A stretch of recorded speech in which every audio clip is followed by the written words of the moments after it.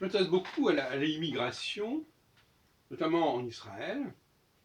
J'ai beaucoup étudié la question de l'immigration russe, en montrant qu'elle avait raté son intégration et qu'elle avait imposé un communautarisme juif russe, judéo-russe au sein d'Israël, avec d'autres communautarismes également juifs, mais venant d'autres origines.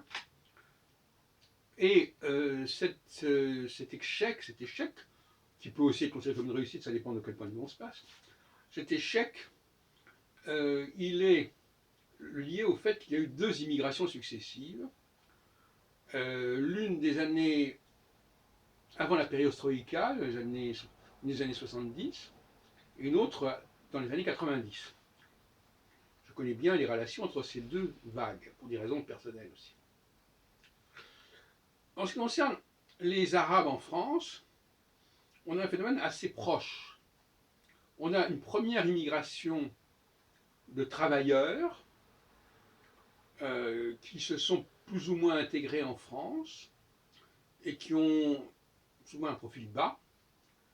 Et puis il y a une deuxième immigration qui est liée au regroupement familial et qui, elle, se passe pas du tout de la même manière parce que les enfants se retrouvent dans un communautarisme qui ne les incite pas à s'intégrer. C'est-à-dire qu'ils ont suffisamment de repères dans leur propre groupe pour n'avoir pas besoin d'aller vers les autres groupes.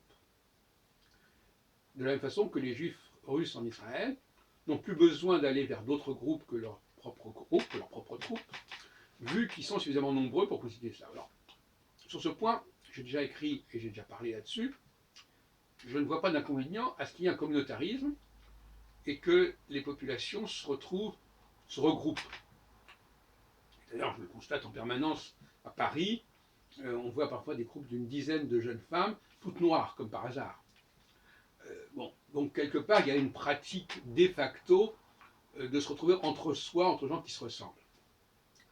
Et ça, quelles que soient les dénégations, c'est un fait objectif qu'on pourrait dire filmer assez facilement et photographier, c'est assez frappant. Elles sortent entre elles, elles se revoient entre elles et elles se ressemblent.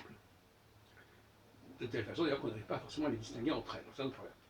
Et par conséquent, bon, c'est vrai que quelque part c'est une bonne chose que les gens se retrouvent entre eux parce qu'ils se contrôlent, ils sont dans un groupe où ils se reconnaissent, ils se retrouvent, mais en même temps, l'inconvénient c'est que ça perpétue des différences indéfiniment, ça maintient des liens avec les pays d'origine, ne serait-ce que par la télévision, par tout un ensemble de facteurs qui font que le cordon ombilical n'est pas coupé avec le pays d'origine comme ça se faisait auparavant. Et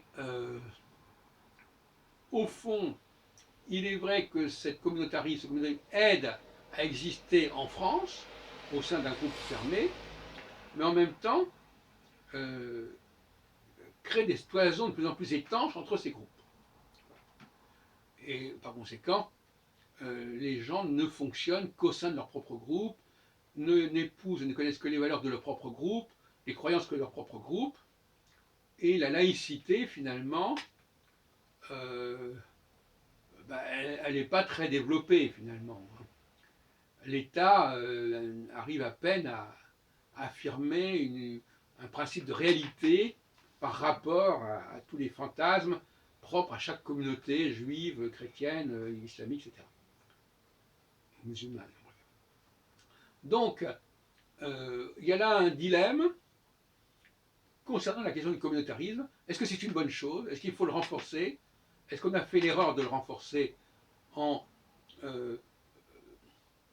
finalement encourageant une certaine immigration, que ce soit en Israël de la part des juifs russes, que ce soit en France de la part des familles musulmanes qui sont dans le cadre du regroupement familial, etc.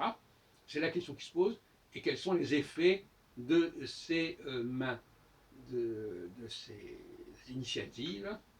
Est-ce que quel est l'aspect positif, quel est l'aspect négatif de ces initiatives?